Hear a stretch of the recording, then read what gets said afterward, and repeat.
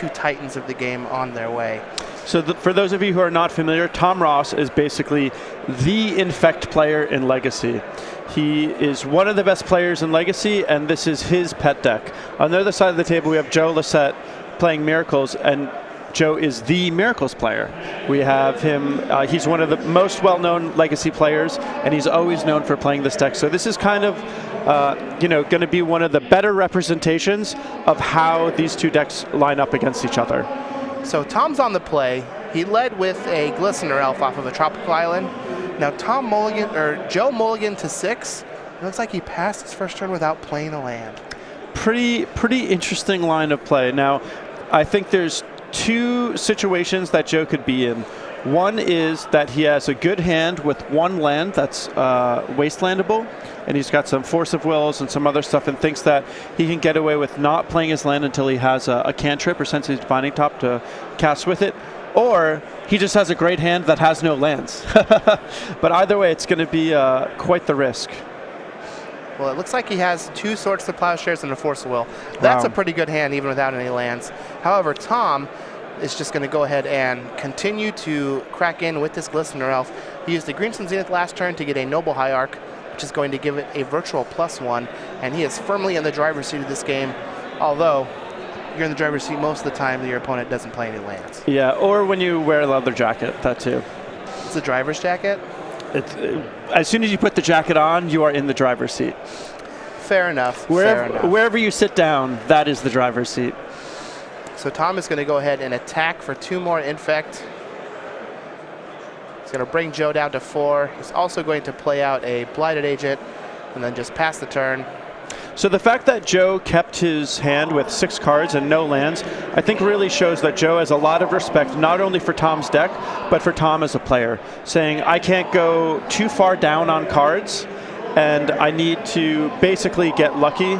And the fact that he had a good opening hand despite missing land drops, he felt was on the path to getting lucky. I think it really shows that Joe not only thinks that Tom's a great player, but maybe also that this is going to be a bad matchup for Joe, particularly game 1. Well, here's the first step. Joe Step found 1. a Flooded Strand. Yep.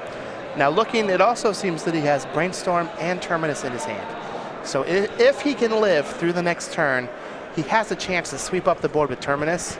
But Tom has that Inkmoth Nexus in the back, and it might come down to that Nexus dealing the last few points of damage.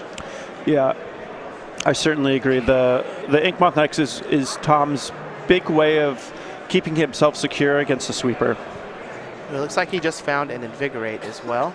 So Tom is going to go ahead and fire up this Inkmoth Nexus. He's probably just going to attack for 4 Infect, which is going to bring Joe to 8, unless he decides to use a Pump Spell. And if I'm Tom, I think I just go for it here. Yeah, I agree. I think that Tom knows that Joe wouldn't have kept his hand unless he had some really good spells. Tom can probably assume that Joe has at least 1 Force of Will, maybe 2. Swords of Plowshares would be a reasonable thing to assume here, but I would basically say, if I was Tom, what is the worst spells that Joe could have, and just assume that he has them. So it looks like Joe is going to try and use Swords to Plowshares, I assume on an Inkmoth Nexus. Tom is going to respond with an Invigorate on one of the Glistener Elves.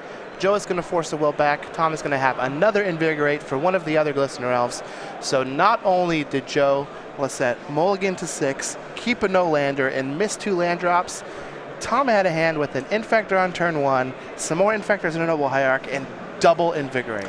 Yeah, I'm going to go home and watch that again, but I'm going to make sure there's no women and children around, because that was just a bloodbath. An embarrassment of riches. So Tom is going to take game 1 here in this matchup, Infect versus Miracles.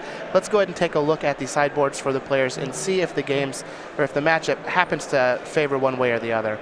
Joe Lossett has a Wear Tear, he has a copy of Seal of Cleansing, a Cavern of Souls, and is a Staticaster, a Pyroblast, a Red Elemental Blast, 3 Flusterstorm, 2 Rest in Peace, a Pithy Needle, and Enlightened Tutor, a Back to Basics, and a Moat.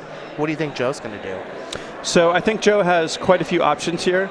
I think that he could potentially bring in the Seal of Cleansing against Inkmoth Nexus. That was something that I hadn't thought of before, but might be something that that Joe does. I think he's definitely going to be bringing in the Is It Staticaster. That's going to be great in this matchup. He can also bring in the Pyroblast and Red Elemental Blast, although I feel it's unlikely. They can hit the Blighted Agent and some of Tom's Permission, but mostly the powerful cards in the matchup from Tom's side are not going to be blue. The other cards that can be brought in are Pithing Needle. That can be a good card against Inkmoth Nexus. And also, this might be a situation where you want to bring in Moat, because if you can play Moat, there's nothing that's going to be able to attack other than Inkmoth Nexus. So you can Moat can effectively blank 2/3 of Tom's Infect creatures. Seems like a big deal. Let's take a look at what Tom has. He has a Krosan Grip, a Hydroblast, 2 copies of Submerge, a Bajuka Bog, a Flusterstorm, a Seal of Primordium, a Necropede, a Force of Will, a Karakas, a Wasteland, a Viridian Corruptor, a Dismember, a Crop Rotation, a Surgical Extraction, and a Partridge in a Pear Tree. What do we think Tom's going to bring in for this matchup? Well, first I would bring in the Partridge and the Pear Tree. That would be the first thing I bring in. But I think that he's going to bring in Krosan Grip. That is one of the classic cards to have on your sideboard to fight Miracles. The split second on it is extremely effective.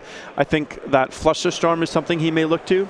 It's a good way for Tom to fight a counter war, even though it doesn't counter Jace or Counterbalance, which can be some of the more important cards for Tom to counter. The other card he can bring in is Seal of Primordium, gets an underneath counterbalance and is able to deal with it. Tom can also look to cards like Force of Will, just so that he has even more disruption or protection, and I think that's going to be about it. Now, both of these players are known as masters of their craft. Tom for Infect, Joe Lossett for Miracles. Now, if you want to formulate a plan to become a master of your craft, one place you can look for as a resource for that is the StarCityGames.com newsletter. And this is your source for all of your Magic the Gathering news. It's absolutely free. You can sign up there, go to StarCityGames.com/newsletter. It's great. Yeah, I think the newsletter is one of the most efficient ways to keep up to date on everything. You're going to get, some bullet points of what has happened recently. You're going to get some advice on deck lists to play if you have an upcoming FNM or an opening that you're going to. There's the Cardboard Crack comic that's really fun. If you're just looking for something to kind of keep up to date, make sure you don't miss a beat in the metagame, but you don't have a lot of time to comb through a lot of articles on a lot of different websites, this is going to be one of the more time-efficient things that you can do. And best of all, absolutely for free, go to StarCityGames.com/newsletter to find out more. So we've got Joe Lossett on Miracles, Tom Ross on Infect. For those of you just joining us, Tom was able to take game 1 against Joe. However, it didn't look like it was that hard. Joe Lossett mulliganed to 6, kept a no-lander, missed a couple land drops. Tom was able to finish out the game fairly quickly with a very formidable 7-card hand. And now we're going to go into game 2. Joe's back's against the wall. His tournament life is on the line. If he doesn't win here, he's going to be knocked out of the top 8. Although, more than likely, he will still be in the top 32 or top 16 and get a whole bunch of SCG points. Yeah, the points and a little bit of extra cash that you can get at opens is always a nice reward, even if you don't top 8. One thing, just to harken back to the last match that was pretty interesting, was, Joe kept a 6-card hand with no lands. That is a pretty interesting thing to see at such a high level of play. I think a lot of players are so focused on mitigating risk that they will mulligan any hand that has no lands. And I think it's important to highlight that there is a time and a place for a no land hand. You gotta take a risk at some point in the match to win, and if that risk pays off, you could win. And sometimes it doesn't pay off and you lose, and that's just sort of the way it goes. But you don't want to get too focused on mitigating risks that you don't give yourself a chance to have a good draw. So Joe is just going to lead off with an island and a Sensei's Divining Top. Tom is going to have a Tropical Island and a Glistener Elf. It will get caught with the Swords to Plowshares on Joe's second turn. And now Tom is in the middle of a Brainstorm. Definitely the defining card of the format. Both of these players have it in their deck. Both put it to good use.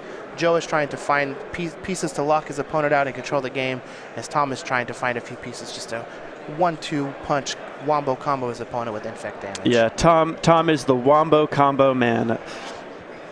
And I think that generally speaking, he's going to be looking to finish this game quickly, get that wombo combo sooner rather than later. Joe, on the other hand, really wants to just keep pace and focus on killing Tom's Infect creatures. If Joe can answer the Infect creatures, then Tom's pump spells are pretty useless on their own. Pre-board, Joe doesn't have as many tools, and that may be one of the reasons why he kept a riskier opening hand. But now that we're in the post-board scenario, especially with Joe on the play this game, it's going to be a lot easier for Joe to mount a defense and hold Tom's attacks at bay.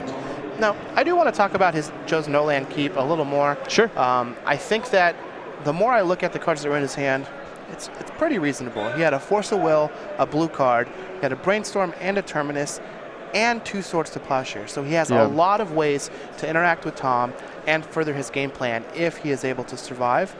The biggest problem that I have with the keep, though, is it's still fairly weak to Inkmoth Nexus if it takes him a couple turns to get that land. That is absolutely true, but the key component of that hand for me is the fact that he only needs to draw 1 land to be able to operate. If he can draw 1 land, he's basically going to be able to guarantee casting 1 spell on every turn.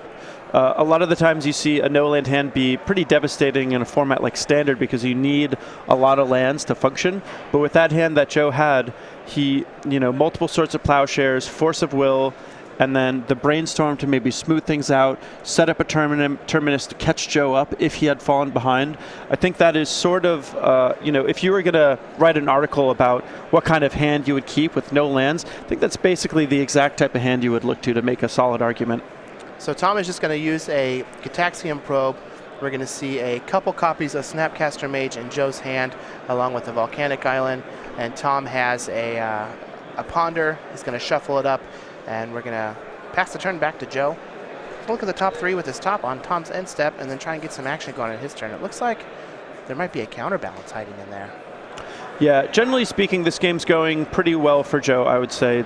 Joe, all he wants to do is keep the board clear and hit a bunch of land drops and win later. He doesn't really need to do anything soon. If he can land a counterbalance safely, he'll probably take the opportunity to do so, but that's not particularly important. The important thing is he just keeps Tom's side of the board clear. Tom doesn't have that many threats that matter. In Tom's whole deck, he only has 12 infect creatures, and so if Joe can just target those, the rest of Tom's deck essentially falls apart. So it looks like Tom did have a copy of Force of Will to stop that counterbalance from hitting the battlefield, and now he has a copy of Inkmoth Nexus. So Tom does have a threat that can win the game on the battlefield. He does have to keep wary of those Snapcaster Mages in Joe Lossett's hand, though, because there is a copy of Swords to Plowshares in his graveyard just waiting to gain flashback. Yeah, and Tom would much rather use a Force of Will to protect his threats rather than disrupt Joe's way of winning the game. Ideally, Tom would interact as little as possible, because the more interaction he does with Joe, the more likely Tom is going to fall behind, because his cards aren't quite as good on an individual basis, and he doesn't have access to cards like Jace to give a lot of card advantage. So Tom is just going to use a Gitaxian Probe here, furthering setting up his hand to try and win this game in 1 turn. Looks like he has multiple copies of Invigorate in his hand, so really he's just going to need to connect with his Inkmoth Nexus 1 or 2 times to finish the game. So Tom is going to lay a forest. He's going to fire up this Inkmoth Nexus. Joe's going to declare no blocks. We're going to get the first Invigorate from Tom. I think Joe's probably going to go for a Snapcaster Mage with this Swords to Plowshares. It's all going to depend on if Tom has some way to stop it. Maybe something like a Vines of the Vastwood. This is going to be for 9 infect. So this is pretty interesting on Tom's part. I mean, this is a no fear sort of play. He's just attacking into Joe. Joe has all of his mana open. Joe could do any number of things. And Tom is basically just saying, again, similar to the hand that Joe kept last game, Tom is just taking a risk and saying, well, he knows that Joe has those Snapcaster Mages from the Gitaxian Probe. Oh, wait, yeah, that's right. So he's basically saying, I got something to stop what you got. Let's see if you're going to pull the trigger. Wow. And Joe is going to take the damage and plow it post-combat. And there's the Vines. So had he tried to plow it in combat, then he would have just been stone dead. So this is a great heads-up play by Joe, and a play that a lot of players are too scared to make, and I applaud Joe for doing it. You want to kill the infect creatures post-combat. If you try to kill their infect creature inside of combat, especially once they've probed you and know what you have, you're usually setting yourself up for a disaster. And so here is going to be a Miracled Entreat the Angels from Joe, and this is going to give him a couple blockers for this Inkmoth Nexus, because Joe Lossett is at 9 poison. And not only is this going to be multiple blockers, but this is going to be a way for Joe to potentially close out these games. Tom is only at 15 life. These 4/4 angels can be a pretty quick clock. Well, he is only going to make one angel, though. Pretty conservative, but I like it. Joe's favored in the long game. He doesn't need to win the game quickly if he doesn't want to.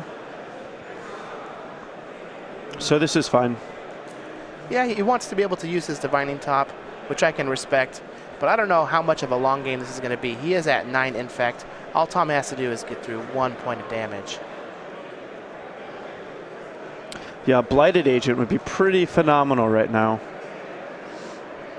So looks like we've got a Gitaxian Probe.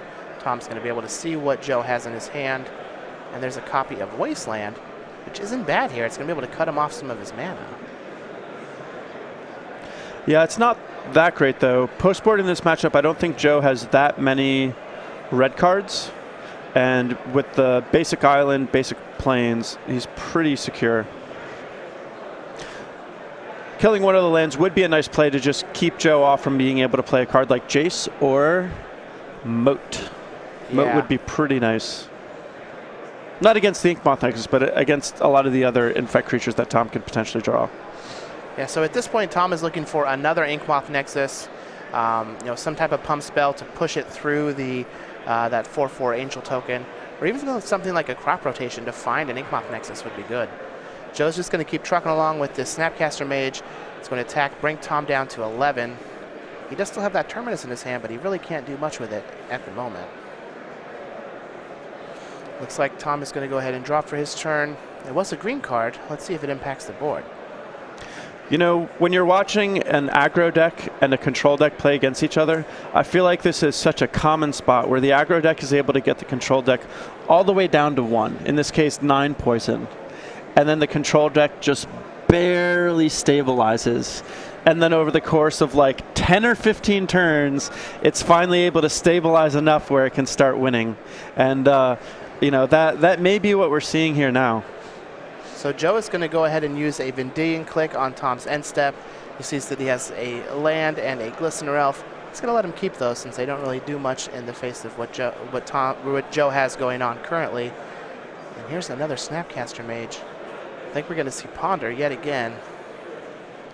And again, I think Joe just wants to proactively play his stuff. He knows that he doesn't have infinite time if he plays things a little too slowly.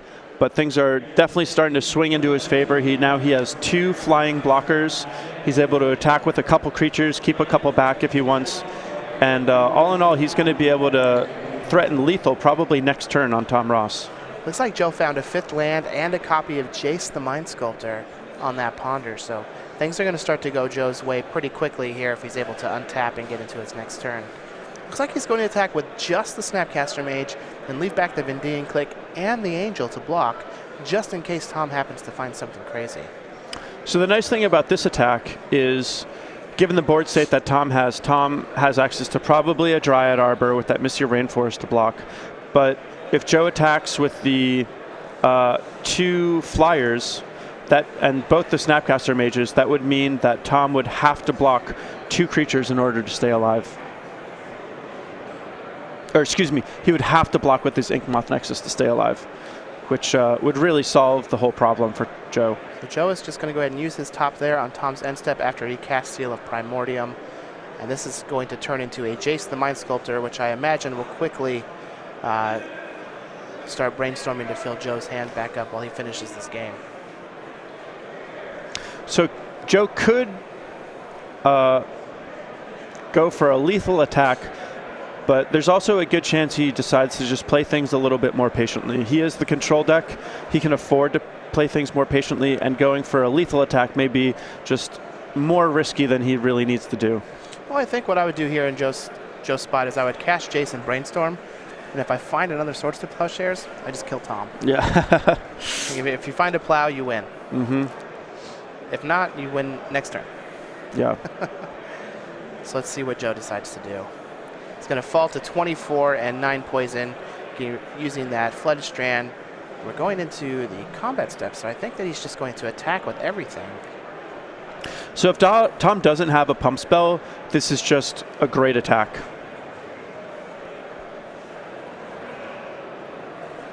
So it looks like he's going to block the Angel. And this will make it so Tom takes 7 damage, meaning that he can still crack his fetch land. I don't know if Tom has any outs from this point, but he's certainly giving himself a chance to draw them. Even if you can't think of any outs, sometimes you just got to buy yourself a draw step anyway to find out if there are any. So here's the Jace, and he's going to brainstorm, and Tom is just going to concede before the brainstorm even happens. I feel like in that spot, if you're going to brainstorm, that you brainstorm before you attack. As the plow just wins. Yeah. And you know all of one card from Tom's hand from the Inkling. It's rough. I mean, I'm not going to question Joe Lossett. He knows how to play Miracles much better than I do.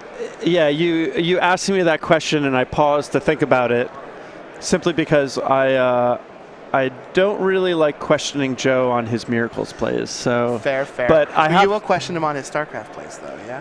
I mean, that's different. It's just a matter of, where you spend your time. Joe has spent a lot of time with his Miracles deck, and he is great at it. Now, I'm getting word that both Jerry Thompson and Harlan Fear have won their match. Wow. They have gone 13-2. And they're both were they X3? How many points? Yeah, they were X3. So they've both gone X3. With Eldrazi. With Eldrazi. They had 72 and 71% breakers going into this round.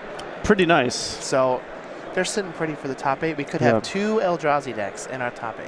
Yeah, it's always a tricky thing with this sort of stuff, because when you have a situation where there's a new breakout deck that all the pros are playing, it can be sometimes hard to separate if they're doing well because of the deck they're playing or just because of who they are. When you're talking about Jerry Thompson, for example, he is just someone who just tears up all the opens he shows up to, no matter what he's playing. And it also looks like that Andrew Jessup has won. Wow, nice. As well. So he is going to be X3. I believe he's on Elves. We haven't seen Elves at all. I think he was the only Elf player that made day 2. I guess there were 2 of them. So he was 50% of the Elf players in the room on day 2. Yeah, and he is an old school Elves player. Yeah. I know when I first started playing the Open Series, and I was telling you how, my first Open I was playing Rug Delver, and I started 07. I remember him playing Elves back then and playing it for quite a while. I think he played it until maybe True Name Nemesis was printed, and then the True Name Nemesis JT shenanigans kind of pushed Elves out of the format. Mm-hmm. And we saw a lot of people move away from Elves who are great with it, like Ross Merriam also. So do you think that either of these players are going to change their sideboarding here, or are they just going to keep their decks the same? I don't think so. Whether on the play or the draw, the matchup is still clearly based on Tom seizing the initiative of the early game or Joe holding him at bay and grinding him out later on. So the roles don't really change depending on the player or the draw, and so I don't think the configuration of the deck will either. So our players are going to go ahead and finish up sideboarding here. We saw their player profiles last round, so we're not going to talk about that. But I do want to talk about the StarCityGames.com YouTube channel. Oh, yeah. This is very, very sweet. YouTube.com/StarCityGames. Versus Series, Premium Series archives, SCG Tour archives, unboxings, and more. In fact, I even have some unboxing videos on the YouTube channel. Oh, nice. I got to watch those. Solo myself and with my good friend Brian Brunduin. You can check those out where we did some unboxings. I in particular did the Modern Event deck, and I had a lot of fun doing it. Yeah, I bet. But yeah, it's absolutely free to like and subscribe to the channel. You get notified when new things get posted.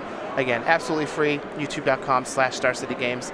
A bunch of sweet videos. If you happen to have some free time, driving somewhere, if you work in, say, like a pottery studio and you're not like talking me. to anybody, you can put on some videos. And way better than the radio. That's actually how I have absorbed a lot of my skill set and knowledge of the format. Is simply by listening to all the tournaments while I'm working. I work pretty hard with my decks, but I probably don't get quite as much testing done as some other players. I'm not a really big moto grinder, and so I have really used all the video content that's online to really hone my skills personally. So for those of you joining us, we're going into Game 3. Tom Ross is on Infect. Joe Lossett is on Miracles. Obviously, I'm sure you knew that as you were tuning in. Tied up 1-1, going to Game 3. Both players are 11-3. Whoever wins this match has a good shot at top 8 in the event. Whoever doesn't win the match is still going to go home with a bundle of SCG points. Tom's on the play. He's going to lead off with a Tropical Island and a Noble Hierarch. Joe Lossett has an Island and a Ponder, and it looks like he's going to keep, maybe. There's a Terminus there. Yeah, it looks like he's got a Terminus, a couple of cards down. So pretty smart to put it third card down. Where the positioning is specifically is pretty interesting. He doesn't have an island, so if you had left it as a second card, he wouldn't be able to Terminus on the following turn, and so he's going to be looking to draw the second card down, play a white source this turn, and next turn be able to Terminus. Well, it looks like the card that he draws for the turn is a Divining Top, so if he has a white source, he can play his top, and he can even Terminus on Tom's turn if he tries to kill him. Yeah, indeed. But he is just going to pass the turn back to Tom. Tom does have a Noble Hierarch and a Blighted Agent on the battlefield. And here's where things start to get interesting, because Joe Lossett could just die. Yeah, so Joe has to worry about a lot of things in this scenario. As soon as Tom's pressure is most effective early in the game, particularly because Tom has cards like Daze. And Joe wants to be a little careful about how he uses his mana. So Tom is just going to attack for 2 Infect, pass the turn back to Joe, who's going to try and Miracle this Terminus in his draw step. I know Tom has a couple copies of Force of Will in his hand, so let's see if it resolves. I would like to see Tom Force of Will this, but it depends on what else is in his hand and how he wants to go about doing things. But generally speaking, the Infect creatures in the deck are few and far between. And as soon as you get one to stick on the board, you really want to keep it there because, as we saw in the previous game, Tom had his first creature get Swords to Plowshares, and then he was kind of spinning his wheels for a couple turns looking for another Infect creature. Looks like Tom is going to Force of Will, going to 19, pitching Daze to get rid of that Terminus. Joe Lossett is going to play an island for his turn, and he might even just be able to land a counterbalance here and see if he can ride that to victory. And this is a situation where the fact that Joe has a bunch of basics is a bit of a problem. It would be really nice if one of those islands was a Tundra so that he could hold his Swords to Plowshares up, but in this particular case he's not really able to bluff anything, even whether he has it or not. It looks like the artifact that I saw in Joe's hand was a Pithy Needle, not a Divining Top, but it's still going to be pretty sweet here. He can use it. Tom has to proactively use those Verdant Catacombs so he doesn't get double Stone Rained by the Pithy Needle, and then Joe is free to name something like Inkmoth Nexus proactively.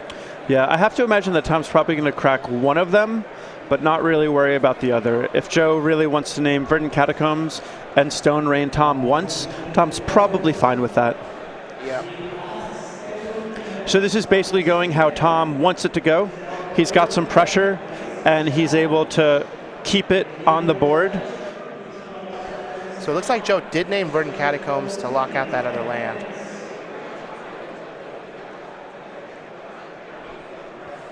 This is quite the star-studded match. I mean, whoever wins this is going to top 8, and each of these players have a ton of top 8s already. I would love to see, and each of them has to be one of the favorites to win the whole thing if they do top 8. We got to remember, Jerry Thompson is in the top 8 of this tournament.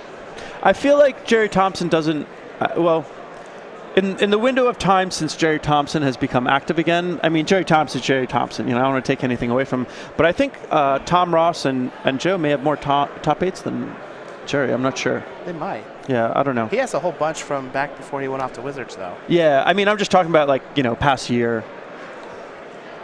All right, so Tom has a Brainstorm. So I guess that Pithy Needle is doing something. It's going to stop him from being able to chef away these cards with that Brainstorm.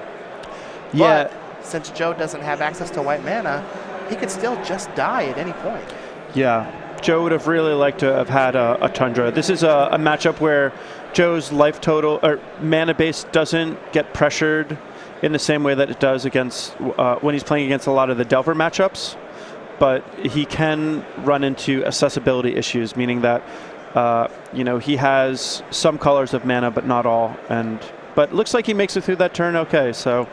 Yeah, Tom is going to resolve his Brainstorm. He just has another copy of Noble Hierarch. He's going to crash in for 3, bringing Joe Lossett up to 5 poison and passing the turn back. Looks like we have a hand. There's a couple Swords to Plowshares. He's got a Cavernous Souls.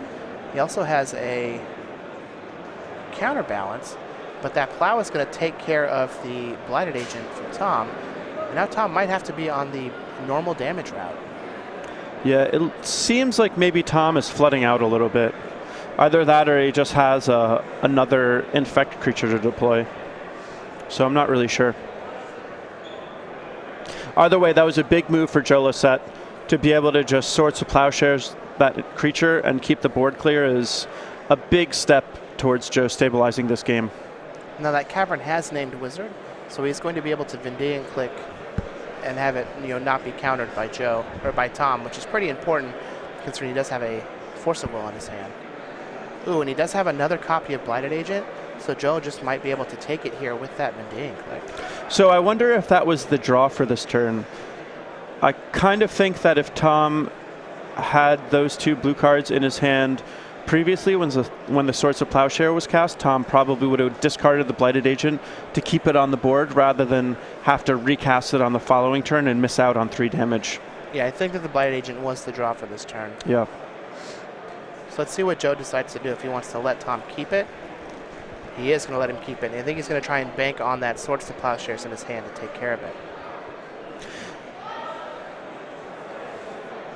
And Tom almost has enough mana to hardcast the Force of Will, except for that Verdant Catacombs can't be cracked. So the Pithing Needle on the Verdant Catacombs, surprisingly, is doing a little bit of work here. I know it's not the reason that, or the expected use for Pithing Needle when Joe Lossett boarded it in, but it's, having some unusual usefulness here. You got to use them where you can. Yeah. So Tom is just going to crash in for 2 with his Noble Hierarch, knocking Joe down to 17.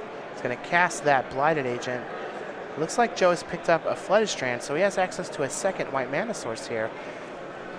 But I think we're just going to see a Swords to Plowshares on that Blighted Agent. Tom is going to go up to 20. And now we're going to have this battle where Joe needs to try and finish this game out before Tom is able to cobble something back together and win the game. And even though they're stacked on top of each other, Pithing Needle and Counterbalance isn't the same as Sensei's Divining Top and Counterbalance. It is not. So Tom is just going to crash in for 3 with that Vendée and click. He's going to knock Tom down to 17. And let's see what we can find here. This might be a game where Tom ends up trying to win with normal damage. It could be. It wouldn't be the first time, and I'm sure it wouldn't be the last time, but he's got Joe with 5 infect damage, so I don't know. If he was going to win with normal damage, I almost wonder if he would have gotten Dryad Arbor there from that fetch land. That's true. So maybe that's not his plan. 17 damage is quite a bit. Yeah. You're only a Become Immense away, though. It's true. I wonder if Tom still has Crop Rotation in his deck post-board. That can be effectively extra Inkmoth Nexuses, which are some of Tom's best threats against the sweepers that Joe has access to. But it is card disadvantage, which is a problem. So Tom is going to attack for 2 with his Noble Hierarch, knock Joe down to 15. It looks like he picked up a copy of Vines of Vastwood. So that's +4. We're getting close. Yeah, we are getting close. Looks like Joe has a Flusterstorm in his hand. Yeah. So he will be able to use that to good effect if and when Tom decides to start trying to pump his creatures. Yeah, it depends, though. Tom is kind of flooding out and has a lot of mana. Well, we're going to see no attack from Joe as he is flooding out as well. Just going to pass back and maybe try and trade that Vendée and click off for one of these Noble Hierarchs. And now Tom's at the point where he can hard cast his Force of Will, which is, pretty impressive. Well, there's another counterbalance. It's not really going to do much. But we might see Tom here fetch with his Dryad Arbor. Fetched for a... nope, maybe he boarded it out. Well, there's a Spell Pierce. All right, Joe Lossett, you got 15 turns, buddy. Yeah. Attack you with my Noble Hierarch. Put you at 14. This is a situation where neither deck is really functioning the way it wants to. I have to imagine it still favors Joe just because the game is drawing out. I mean, if he draws something like a Jace, it swings into Joe's favor real fast. Well, Joe is just going to play a land and pass, and Tom just picked up a copy of Blighted Agent. So that's good. So he's going to cast this Blighted Agent, and we're going to see if Joe Lossett, the Miracle Man, is going to be able to blind flip a 2 to counter this Blighted Agent. It would be a miracle. He doesn't have that many 2s. I mean, he's got some Snapcaster Mages. He's got a few more counterbalances, but I think that's it. All right, let's see what happens. Oh, well, Maybe I'll just leave that there. yeah. He could crack his fetch land before the next counterbalance trigger to try to find it, but seeing could. that terminus, I don't think there's a need. Now, Tom does have Force of Will and Spell Pierce in his hand, so he can use the Force of Will to counter it, and he didn't attack with his Noble Hierarch here so that he could pay for this Flusterstorm. How good of a play is that?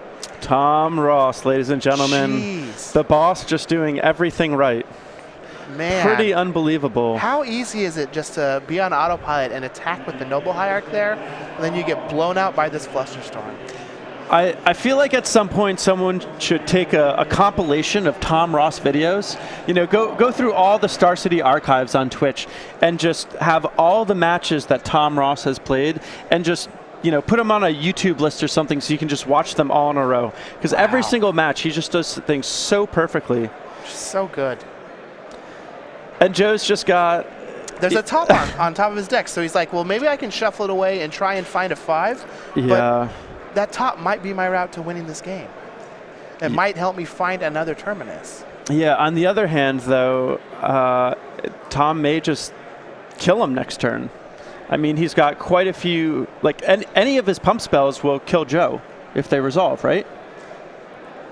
I mean, there's Vines of the Vastwood, there's Become Immense, Well, there's Invigorate. Vines would be countered. Well, I'm talking about next turn. Yeah. Well, let's see what Tom's got. All right, well, he's going to attack for 2. He's going to put Joe Lossett to 7 poison. And Joe still has that Flusterstorm, but it's probably going to be ineffective in this late game scenario where Tom has so much mana available.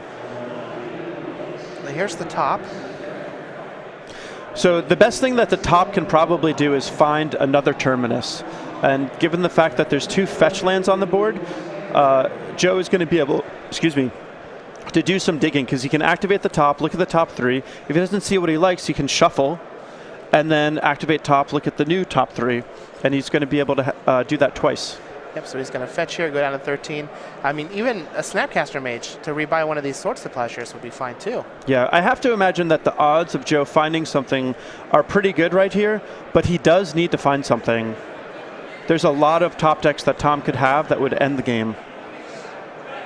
So here's the first shuffle. Let's see what we got. Counterbalance, Plains, Wear Tear.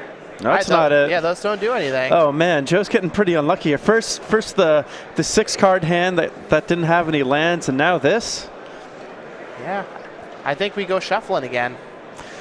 So, you know, when you are playing the aggressor, you force them to have the answers. Sometimes the odds are not in your favor, but it's still up to them to find what they need. Yep.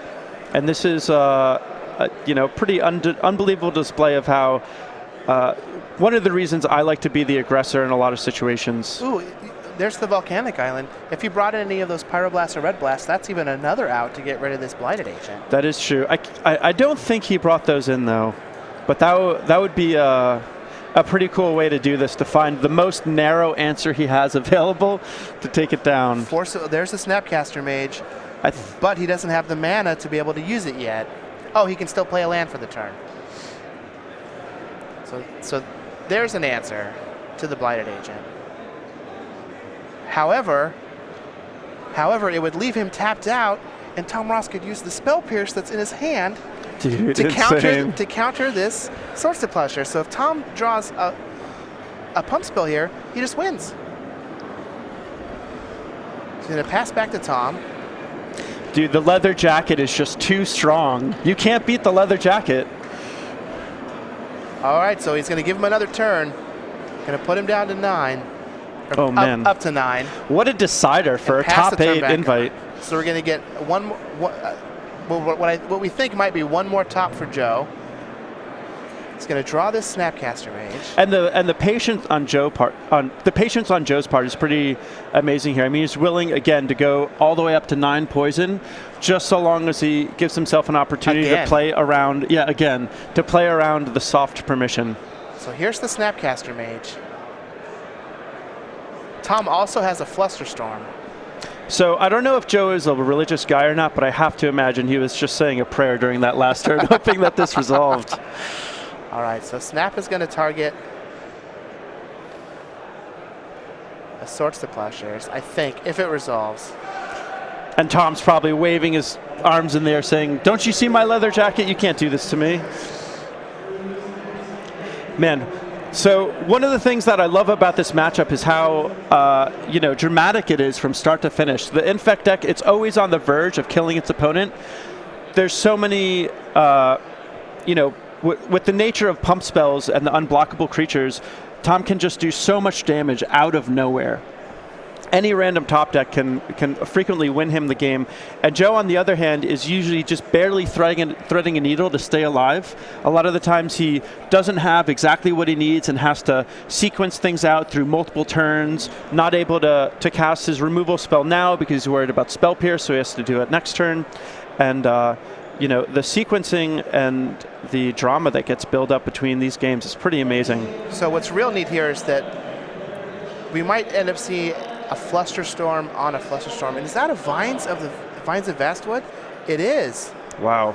So he could have just went for a kill last turn. Pretty good top deck from Tom. So there's a Vines.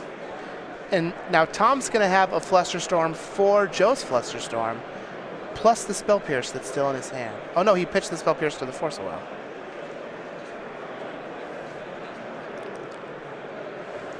Man, this is... Oh. I'm going to need a little bit of a breather before this top 8 starts. My heartstrings are getting pulled in every direction. Oh, so we've got 3 spells have been cast here. Oh, he's going to top. Force of Will. Oh, is he going to draw the Force of Will and try and counter it that way? Oh, man. This slow roll on the Vines of Vastwood. Yeah. Wow. What patience by Tom. Yeah, not making a move until he absolutely has to. And I like that on Tom's part. A lot of the times in the early part of the game, Tom wants to jam stuff, but in this late game scenario where there's counterbalances, there's tops, it's a bit more reasonable for Tom to try to be a little bit more patient because it's so much more likely that Joe has something that Tom needs to play around. Ooh, so Tom is thinking about responding. So Tom still has a Flusterstorm in his hand? He is, but he's thinking about responding to while this top trigger is on the stack. Okay. So he made him pay 1 more mana for the plow. And now he's doing this just to basically build up more storm triggers. And because the top is already tapped, Joe can't put it on top of his library. He's going to have some mana to rearrange the top 3 cards of his library, but because the top is tapped and the trigger to put it on top of the library is on the stack, it's not going to be able to do anything against this Flusterstorm. So Joe has a Flusterstorm in his hand. Oh, Joe has a Flusterstorm. There's Flusterstorms on top of Flusterstorms is what you're saying? Yeah, this is... I feel like if Tom would have just let him draw his card, then he pitches the Flusterstorm to the Force of Will to try and counter the Vines of Vastwood, and then the Flusterstorm gets to come in and clean everything up. Yeah, you might be right. Oh, so what happens now? Well, we've got triggers and targets. So we've got Snapcaster Mage, Swords to Plowshares, Vines of Vastwood, Daze, Flusterstorm. So Tom's Flusterstorm is for 5. Joe's Flusterstorm is for 6. So it's going to be, I have to imagine that I think that all 5 of Tom's copies of Flusterstorm are targeting the Swords to Plowshares. Yeah, I believe that. So for Joe's side, it gets a little bit more complicated because he can't really have them all target the Vines of the Vastwood because that's already going to be potentially countered. And so he wants to be countering the Flusterstorm triggers, I believe, from Tom. Tom does have 2 mana available to him, though. Yeah, so I don't think that this is going to work out for Joe. Yeah, I think that because Tom has 1 additional mana, this is going to end up in Tom's favor.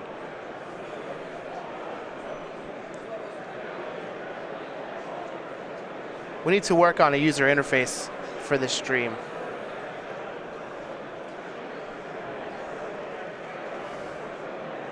So I think Tom is just going to pay for Joe's Flusterstorm enough so that some of his triggers get pushed through. The one thing that gets a little weird is Joe has 1 mana available, but I believe Tom can just pay for 2 different Flusterstorm triggers so that Joe is going to have to pay 2 mana and only has access to 1. I think that's how it is, but when you have Flusterstorms countering Flusterstorms and a bunch of spells on the stack, things get a little tricky. So we'll have to see exactly how the players work this out. Tom's were all on swords and Joe's were on Tom's Flusterstorm. So it looks like all of Tom's Flusterstorms are on Swords to Plowshares. All of Joe's Lossetts are on Tom's Flusterstorms, except 1 copy has 2. So, once everything's said and done, Joe is going to need to pay 2 mana for his Swords to Plowshares, which he doesn't have available because Tom used his days while this Divining Top drawing trigger is on the stack. Now, how gross would this be if the top card... oh no, this is on Joe's turn, so it's not like a Terminus would have done anything. Right. Man, Tom Ross is real good at Magic. Tom Ross is really good, just doing everything right. The leather jacket continues to be fireproof, indestructible, just keeping Tom, safe and secure through so many matches. And, him and his blue steel gaze is just slicing through the competition. Tom had all this figured out real quick. Yeah, Tom knew exactly what he needed to do. And so that was all on Joe's turn. Yeah. So now Tom can just untap and attack. Oh, and he did the Flusterstorm with the top on the stack? Right. So that he wouldn't be able to use Counterbalance to counter one of the Flusterstorm Exactly, copies. Yeah. Man. And Tom comes in, attacks with his Bladed Wow. Agent. It is unblockable. Wow. And Tom, the boss, Ross, just takes it down, locks up another top 8, has to be a favorite for the whole tournament, takes down one of the best legacy players we have on the Open Series to get there. And really, I mean... What a game.